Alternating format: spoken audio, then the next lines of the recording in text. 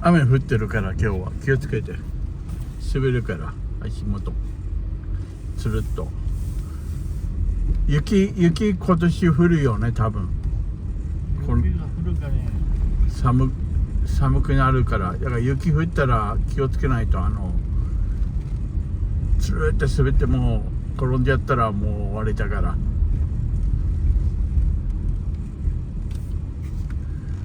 つるって滑っちゃうから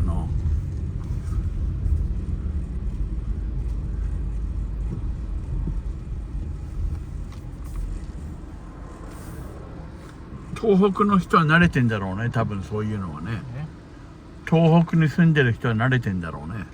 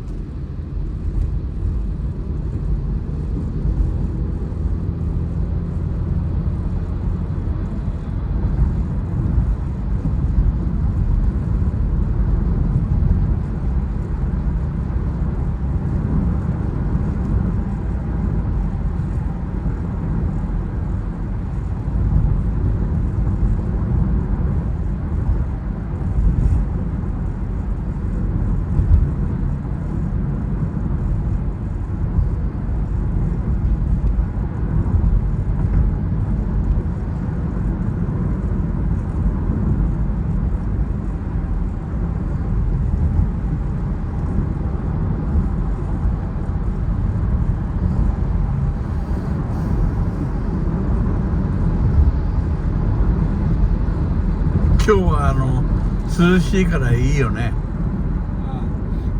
寒いぐらいでちょうど。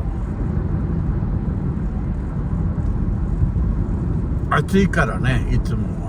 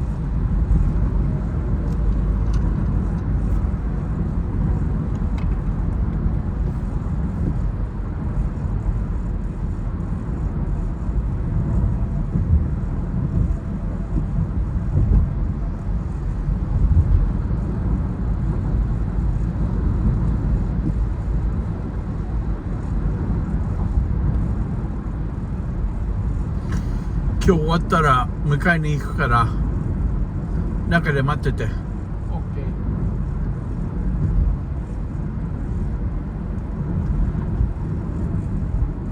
ー。私もヨガのレッスン取るから昼間だから2時頃になると思うよ、ピックアップで。ゆっくりしてりゃいいから。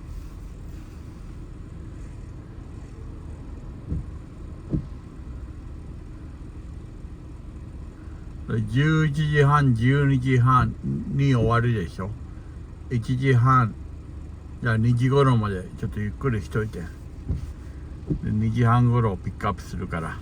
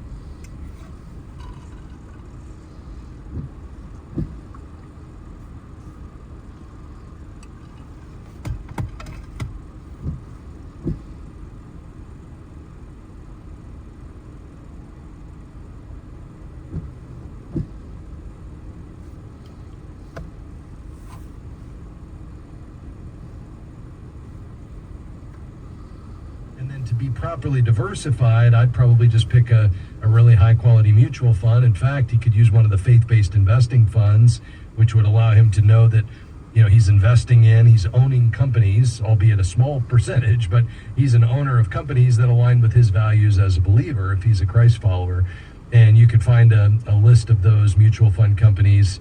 I can give you a website to download the list and here in a moment, but give me your questions and thoughts on all that. Yeah, that sounds great. I know about the Roth IRA, which I think it's taxed it's taxed currently. Is that correct? It's not tax deferred?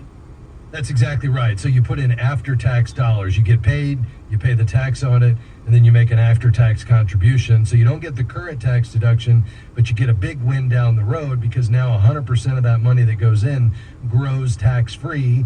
And when you pull it out in retirement after 59 and a half, you pay zero tax on, well, in his case, 45 years potentially of appreciation. Yes. Okay. And then as far as investing in a 401k once he has a good job, I know sometimes they have the choice in a 401k to choose whether to have a conservative, choice of 401k, or he can be more aggressive and risky, which it seems that being a young man, being more aggressive is probably not a bad thing to do at this point in life. I think that's right. Yeah, I mean, he's got a lot of time on his side, and so, he wouldn't want to just put it all in, and I don't know what funds he has available. Let's say he has a technology, ETF in there or mutual. I mean, he wouldn't want to put all of it in because then you're just in one concentrated sector of the economy. So you still want to be properly diversified, but I think, yes, he would want to absolutely skew toward a more aggressive approach versus a more conservative approach because of the time horizon we're talking about. Okay. And then are there resources? Do you have a website that we could go and do some research and maybe even look for a counselor to speak with in more elaborate terms? Yeah, so let me do two things. One is I want to send you a resource. It's called Open Hands Finance, and it's a great tool that was created by just one of our good friends here at Faith Fi. Her name is Rachel Wong. She's a blogger and a writer. She and her husband went to Taylor University. They're believers, and they put a workbook together for college-age students, basically, that helps walk them through not only the mechanics of setting up a budget and a spending plan with kind of some real life situations for them to kind of work out as they're going through the workbook, but also just an understanding of compound interest and debt and how to get started in setting up a Roth IRA. It's just a really great workbook, and there's with each lesson a podcast that she and her husband did that kind of walks you through the lesson, and then you do the exercises in the book. So I think this could be a great tool. We'll send it to you as our gift. Again, it's called Open Hands Finance, and we'll put that in the mail to you. In terms of getting some help for the investments, the challenge is when you're just starting out, they're really, unless you're just paying an advisor for their time, their business models typically don't work to help you select the investments on a brand new account. So you've got probably two options there. One would be to use one of the robo-advisors like Betterment or the Schwab Intelligent Portfolios, where you and your son would go through and he'd just answer a bunch of questions around his time horizon and age and goals and objectives, and then it would set up an automatic portfolio for him, and he would just put in a systematic contribution every month, and it would automatically rebalance it and invest it. It's very low cost, and it can be a very effective way to get started. Again, Betterment or the Schwab Intelligent Portfolios could work for you. If you want to download a list of those faith-based investing funds and just invest directly, that would be the second option I would give you, but you'd be doing it yourself. Just go to faithandinvesting.com/faithfi. faithandinvesting.com/faithfi. Hang on the line, Jonathan. We'll get your information and get this workbook out to you. God bless you, sir. Thanks for calling.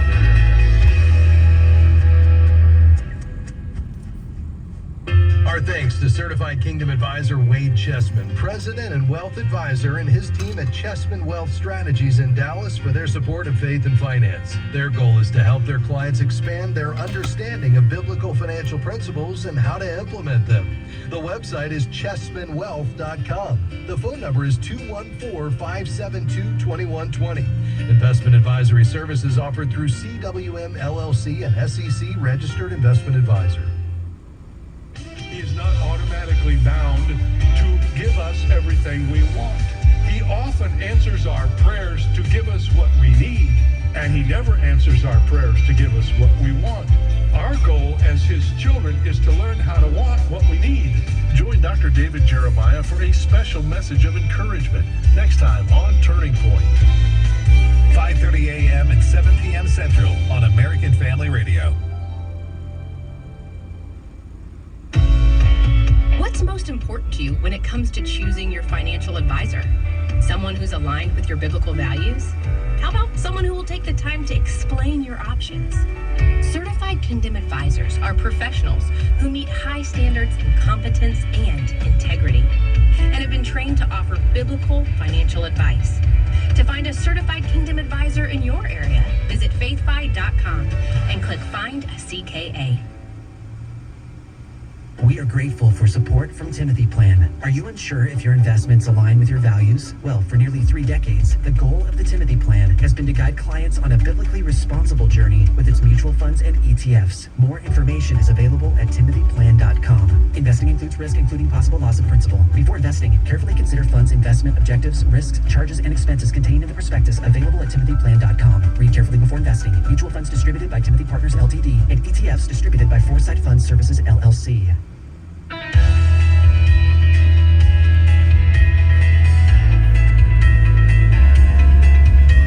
Hey, great to have you with us today on Faith and Finance on American Family Radio. I'm Rob West. Hey, before we head back to the phones, let me just remind you, as a listener-supported ministry, we rely on your generous support each week and each month to be able to bring you this broadcast and our website and FaithFi app and all the resources we provide, including the resources we give away to callers, just as a blessing. And if you find yourself listening regularly, maybe by appointment, and you've been able to apply something you've heard on the program to your financial life, or you'd just like to ensure that the broadcast continues and others can benefit from it, we'd invite you to become a FaithFi partner. What is that, you ask? Well, it's those who support FaithFi at $35 a month or more. And you can become a FaithFi partner when you go to faithfi.com/give. That's faithfi.com/give. And when you sign up to become a monthly FaithFi partner, you will get all of our studies and devotions pre-release. So our newest devotion is Look at the Sparrows. It's a 21-day devotion on financial fear and anxiety. It's beautiful. It's biblical. I think it'll be a real encouragement to you. You'll also get our new FaithFi publication that will launch in the new year, right there at the beginning of the year. A beautiful digest of wonderful articles that are practical and theologically sound with a beautiful design. We'll produce one each quarter, and I think it'll be something that you'll look forward to receiving in the mail, just to encourage you in your stewardship journey. All of that, plus discounts on the FaithFi app, pro subscription, and more is yours when you support us at $35 a month or more. So consider becoming a FaithFi partner. You can do that at faithfi.com/give. All right, let's head back to the phones. Looks like we have こういうふうにやるから、あそこで待っててくれたらいいから、わかった。こういうふうにやるから。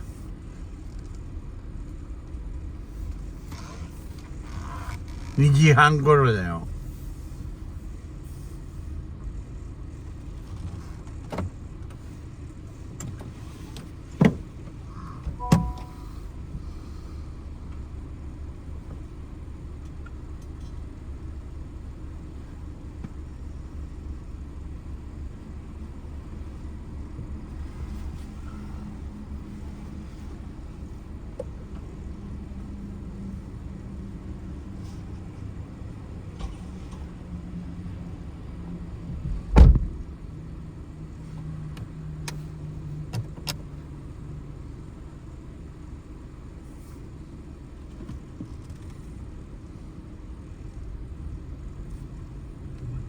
had to pay in, paying the people PPO plan. Do you know if there's any kind of assistance there? No, there is not. Okay, so it would be the straight premium for the PPO or the straight premium for the HDHP, and if you're going to put anything in the HSA, a lot of acronyms here, then that's going to be up to you. Is that right? Yeah, pretty much. Okay. Yeah, and you guys have a young family, is that right? Yeah, no, it's just me and my wife right now, but we've been married for a year and a half now, so could be children in the near future, but not yet anyways. Okay, got it. Yeah, I mean, it's up to you, of course, but typically somebody in your stage of life, you may want to go with the PPO option just because there's actually going to be, they're providing more benefit to you with the PPO in the sense that if they're willing to cover the full premium, that's a much more expensive premium, and you have, the flexibility to see any doctor you want essentially, and you're going to have better coverage with lower out-of-pocket costs, and they're covering the premium, so you don't have to worry about that being higher. The only upside to the high deductible health plan with the HSA is if you all are in relatively good health, and you wanted to contribute, or you had the ability to contribute beyond, let's say, your 401k to an HSA and you didn't use it, you could build that up over time. It's not a use it or lose it, so you can let it accrue beyond a year at a time and just let it grow. You could even invest it, and then it becomes another retirement planning tool down the road. But at this point, if you're trying to just balance the budget and you're barely covering the bills with some surplus and funding the 401k, you really don't have a whole lot of money to put into the HSA, there's probably more value for you in the PPO plan because with the high deductible health plan, you're essentially paying everything out of pocket. With the PPO, you're just going to have a small deductible, or not deductible but copay, and your employer's covering the higher premium. So I think that's likely going to be the better option, and it most certainly would be if the Lord blesses you guys with kids, because we know how often kids are running to the pediatrician. Yeah, absolutely. Okay, well, awesome. That kind of gives us some things to think about and consider. All right, good deal. Thank God you bless so you. Absolutely, Gary. Thanks for your call, sir. Let's go to Indiana. Lucinda, thanks for calling. Thank you so much for taking my phone call.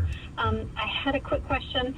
My mother-in-law passed away at the end of December, and upon death, the house transferred into my husband and his sister's name. It was recently sold for $180,000, but $100,000 needed to go to pay her bills that were associated with the house, home equity and mortgage. Some of the rest of the money went to pay for the mandatory repairs that needed to be done to the house. So basically, approximately $40,000 was split between the two siblings.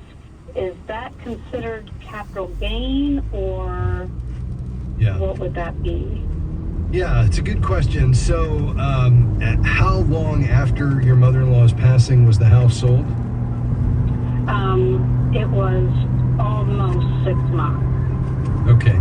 And, there probably wasn't a whole lot of increase in the market value of the property from her passing until the time it was sold. But essentially what happens is when she passed away, as long as she didn't, their names weren't on the deed prior to her death, or she didn't in some way give it to them prior to death, if they received it by way of inheritance through a will or a trust, then they enjoy what's called a step up in basis. So regardless of what she paid for it, the new cost basis for determining capital gains is stepped up to the market value as of the date of death. And then if the property is sold 6 months later, there's probably, there may be a very small increase, just given what happened in the housing market over that 6 month period of time, but probably not much. So there really wouldn't be a whole lot of capital gain. If anything, it would just be the small amount that home appreciated in 6 months' time. But I'm thinking that might be 1% or something. Does that make sense? Yes. Okay, so you'd want to work with your CPA to determine, can we in fact say with documentation that essentially the market value when we sold it 6 months after the date of death was the same as of the date of death. If that's the case, then there is no capital gain, and then you all can do what you want with it, settle the estate and split the proceeds. Nobody's paying any tax. The only tax that would be due on each person's portion of the appreciation between the date of death and the date of sale. Okay. Yeah. Does that make sense? Well, thank you. That makes perfect sense. Thank you so Okay. much. I You're appreciate it. welcome. Absolutely, Lucinda. Thanks for calling today. Quickly to Cleveland. Hi, Clyde. Go ahead. Hello, Rob. How are you today? I'm well, sir. I appreciate your call. Good. I've got just one quick question. I'm currently getting Social Security, and I haven't heard if there's going to be a Social Security pay increase for 2025. I want to know if you had heard and what type of percentage there will be in the Social Security increase. Yeah, so you're talking about the cost of living adjustment, or what's often called the COLA, and normally that comes out in the middle of October each year, and that's when that'll be announced for 2025 in October of 2024. The cost of living adjustment, my understanding is there's only one year where there wasn't one, and since 1975, that was in 2010. I think most economists are projecting right now that it's going to be somewhere around 2.6 or 2.7%, but we won't know definitively until the middle of October. All right. Thank you so much. All right. God bless you, sir. Thanks for calling today. Let's finish up quickly in Ohio. Judy, you'll be our final caller. Go ahead. Hello, Rob. Thank you. Yes, I ma'am. have a quick question for you. When a married couple invests in a car, is it better to put the loan in one person's name or both persons' names, and why? Yeah. You know, I would generally say yes, it's better to put it in both names. And the reason is because as typically a young couple just starting out is looking to build their credit.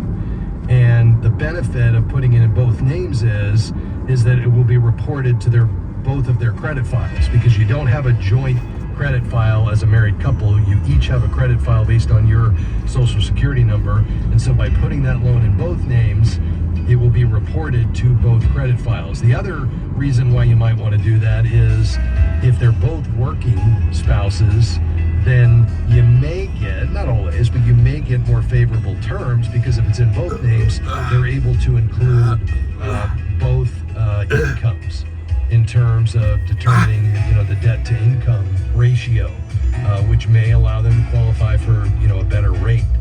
So those would be the two primary reasons why, in my view, you'd want to do that. What if it's not a young couple? Okay. Well, even then, I think the benefit is really from the credit report. If that's not a concern, in terms of who would own the property, it would come down to what type of state you're in, whether it's community property, and this would be joint tenants with right of survivorship or not. So you could check with your estate planning attorney, whoever did your will, just to see if there's any benefit there. But I would say there's really not a huge difference one way or the other, especially if one spouse is going to inherit that at the passing of the other. Hope that helps, Judy. Thanks for your call. That's going to do it for us today, folks. Thanks to my team, Devin Patrick, Pat Montague, and Jim Henry. Couldn't do it without them. Thank you for being here as well. Hope you have a great rest of your day, and come back and join us tomorrow. Lord willing, I'll be here, and we'll see you then. Bye-bye. The views and opinions expressed in this broadcast may not necessarily reflect those of the American Family Association or American Family Radio. 90.5 KTXG Greenville, Dallas. Speak, what would he say? The Bible subjects itself to historical verification. He says, we saw this. We go to the Bible wanting to hear what the living God has to say to us. When God speaks, what does he say? The God who speaks. Visit stream.afa.net. This is American Family Radio, a listener-supported ministry of the American Family Association.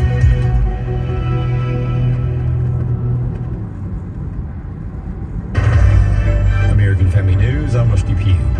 Israeli Defense Forces announced announced it has targeted over 300 Hezbollah targets across Lebanon. IDF spokesman David Menzer says Hezbollah must agree to stop attacking Israeli territory in order to achieve a ceasefire between Israel and Lebanon. Always prefer a peaceful settlement through negotiations, but that has not borne fruit in 11 and a half months now. So Israel will do whatever it takes through diplomacy or through military means to secure our northern border. It's what any other country would do. President Trump says there is no need for a third debate. To do a third one, everybody's voting now, and it's very late to be doing a third debate. But once the election starts, and it started, it's a very bad thing to be doing a debate in the middle of the vote counting. And this would really be late into the election. So I think it would be a very bad thing. I think it would actually be a bad thing for the country. Trump campaign senior advisor Danielle Alvarez says Trump has already won 2 debates and another would be pointless. Well, President Trump has already had 2 knockout debates. One where he took out his first opponent, and the second where he clearly defeated Kamala Harris. She was unable to make her closing arguments. She was unable to make the sale to the American people. She was unable to articulate why during the last 3.5 years she has been such an absolute failure. On the other hand, President Trump has been able to deliver plans on how he would unleash American energy, bring down inflation, restore our economic prosperity, close our southern border. He has delivered those messages. Congress has reached a bipartisan funding agreement avoiding a government shutdown before the election. It will fund the government through December 20th and give $231 million to the Secret Service. But it has no trace of the SAVE Act legislation that would have required proof of citizenship from voters. New Jersey Congressman Jeff Van Drew is worried that non-citizens will be voting in our elections. I am worried about it. Americans should be worried about it. Just think of this. There's not one Democrat that would support the SAVE Act. They wouldn't make it part of the continuing resolutions to keep government funded. All that legislation says is that if you are going to vote in a federal election, that you must be a United States citizen. We've got to be the only country in the world that wouldn't enforce something like that. Can you imagine having illegals, some of them criminals, in the country who are going to be able to vote in an American federal election? And can you imagine a group of people, Democrats in this case, that will not support enforcing that they cannot vote? A coalition of religious groups is asking the U.S. Supreme Court to block New York's mandate, forcing them to cover abortions in their employee health insurance plans. The state of New York has decided that it's going to require churches and nuns and other religious organizations to provide abortions to their employees. Daniel Blomberg is an attorney at Beckett, the law firm representing the coalition. In the country that has the First Amendment, that should not be the case.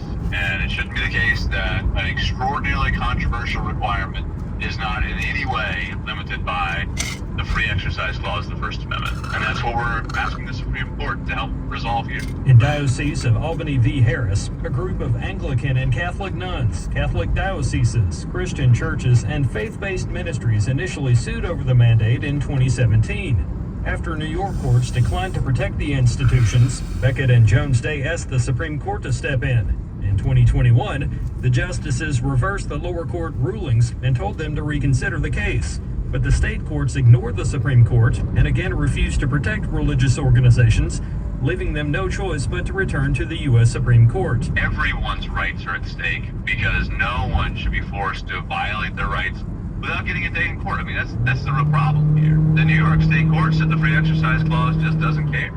It provides no protection whatsoever from this kind of obvious violation of sincere religious belief. And if that's the case, then no one's religious faith is safe. The Supreme Court will decide whether to hear the case later this fall. I'm Chris Woodward for American Family News. I'm Rusty Key. Liberals are determined to fight any legislation that protects election integrity. That's why the Safeguard American Voter Eligibility Act has been added to a continuing resolution spending bill. The SAVE Act will make sure only American citizens can vote. States will have to remove non-citizens from their lists of voters. Please take time today to urge your representative to support the addition of the SAVE Act to any continuing resolution bill. Time is of the essence, so visit afa.net today. Welcome to Today's Issues, on offering a Bike Christian Town. response to the issues of the day. Here's your host, Tim Wildman, President of the American Family Association.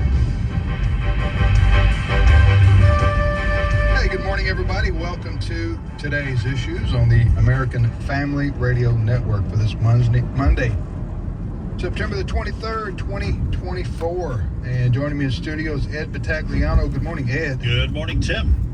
And Chris Woodward. Hello. How you doing, Chris? I'm well. Well, You sound Captain. chipper for a Monday morning, doesn't he, Ed? Yeah. Ready to go. Wow, that's you just showed me that your empty cup of coffee, and now this explains a lot. Oh man. I don't know how. Like Steve, for example, does not drink coffee. Neither does Chad, and I just don't know. I mean, the rest of us are all How about Steve Jordahl and Chad Grove? Chad Grove, right? The rest of us, they're fueled by the Holy Spirit. We're all running on Java. You can say that if you'd like. That's what fuels them. I'm also saved, and I know the Holy Spirit. I don't know what I'm going. You're up. I pulled a Biden. Is this a theological deep dive we're doing here? I don't think it was very deep. Oh, okay. I just wonder what was going on here. I missed something. All right, so I hope everybody had a nice weekend. We are back from our trip to Williamsburg and Jamestown and Washington, D.C. and Mount Vernon with a whole bunch of great people who listen to AFR Media. Yeah, and Steve McDowell, who's president of Providence, Stephen. Yeah, unless you're on first name base with him. Steve-O McDowell, who's president of the Providence Foundation. He's going to be on with us at 10:45 because AFA is going to have a Boston trip, Freedom Trail. A year from now.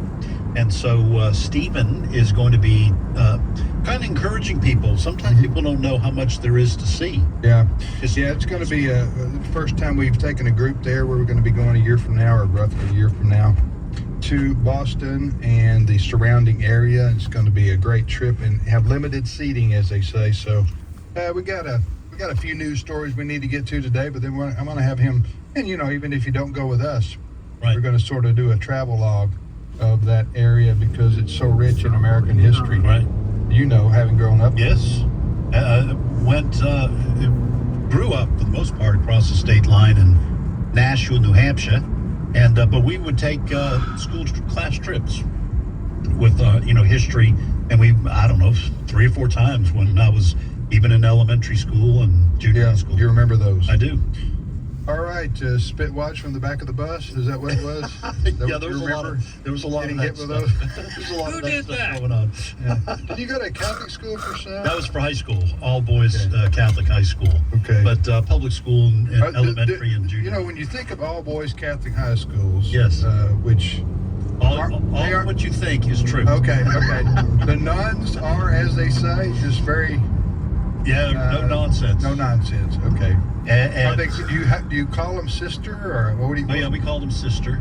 Okay, sister, whatever. And then there weren't priests who ran the school; they were brothers. Brothers of the Sacred Heart was the overseeing. I don't know what you call that.